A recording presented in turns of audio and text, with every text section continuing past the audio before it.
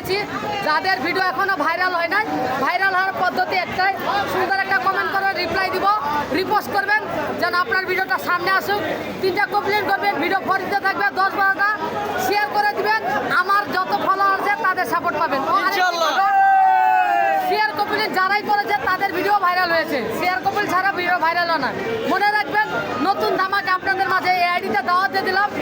22শে August আপনাদের জন্য ভাই বোনের ভালোবাসার বন্ধন থেকে একটি বিশাল টিকটক টুর্নামেন্ট আয়োজন করবে।